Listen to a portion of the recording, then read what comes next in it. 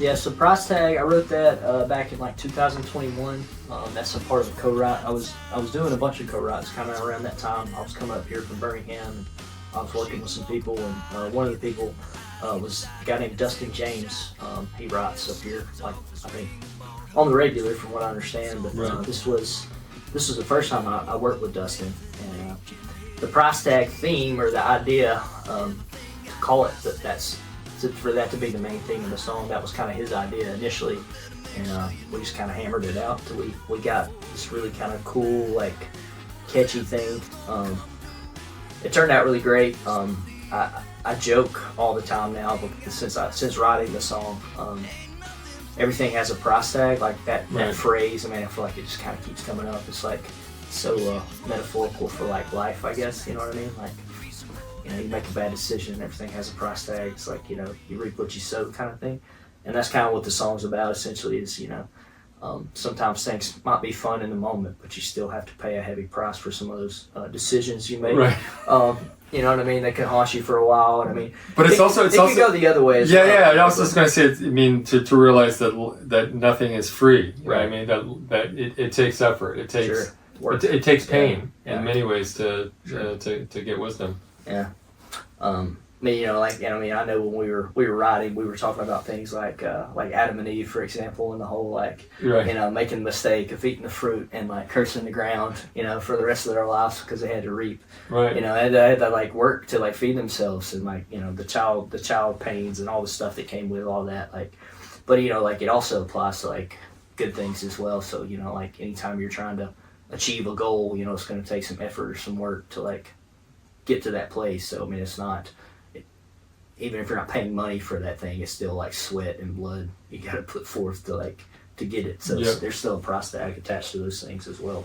So how did you guys work out, like, when you're writing the lyrics? Are you writing it together, or is one person doing the lyrics? Yeah, he came in with the idea. He kind of had like a little kind of a hook, somewhat kind of established, and then we kind of threw out you know, situations on like the storyline or like what we could kind of come up with. And I think I was the one that came up with that idea of, like, you know, a guy working out of town, you know, he's at a hotel bar, like, you know, he's sees a woman he, you know, is attracted to, and he's like, takes off his wedding ring, and then, you know, she steals his wallet before it's all said and done. Right. It's like, it really cost him a lot towards the end. I mean, she took all this stuff, you know, and, you know, probably wrecked his life as well. So, I don't know, I thought that was funny. And then, the second verse, I'm pretty sure it was Dustin that came up with that idea. Yeah. It was kind of like a young female, kind of fresh out of college, you know, kind of just running with the crowd and really, you know, kind of trying to pursue that company, like, corporate ladder kind of mentality. Mm-hmm. And then, you know, it's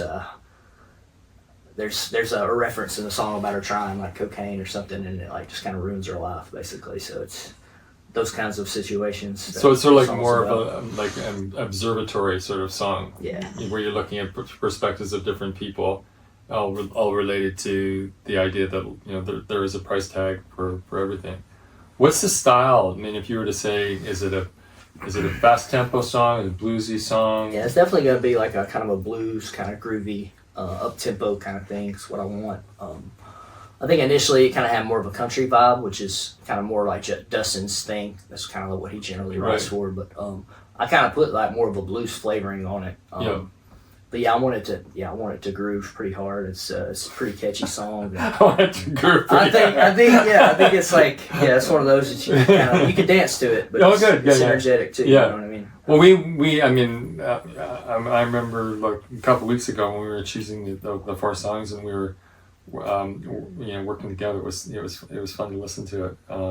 But yeah, so is there, when you're thinking about the arrangement, because it's kind of fun ahead of time, I mean, this is a capturing of time even before we've done anything, gone into the studio. We'll be doing it with producing the song with the Blue House Band.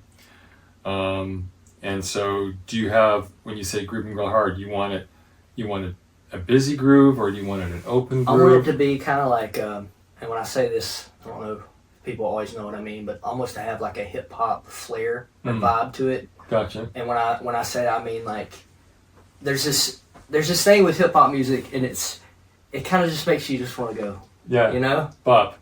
Right, and it's Yeah. just kind of, it's a lot of the same grooves the whole time, Yeah. but it's the way it sits in the pocket. Right. It kind of makes you feel, and I wanted to have that kind of like that pulse to it, to where it kind of makes you want to move a little bit. Cool. You know. So talk a little bit how you mean, because all these songs you are co-writing, and each one is with a different person, or some of them with the same person. Yeah. Well, I mean, the second track it was written with Dustin as well. And just maybe go.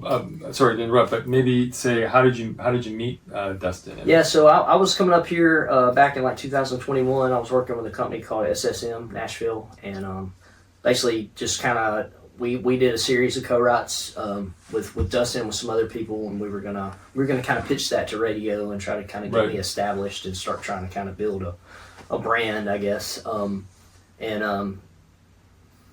did that for about a year, maybe a year and a half, and you know, because of the pandemic and because of some other things that were going on, it kind of fizzled out and didn't really go to the level or the place that I thought it was gonna go to. So you know, I've got these like 7 songs that are, you know, I feel like are pretty great songs that Right. I still want to release even if I do it on my own. Right. Because, I think they're great. So I want to pursue that. Cool. And make that a thing. Ain't nothing free. Everything got a process.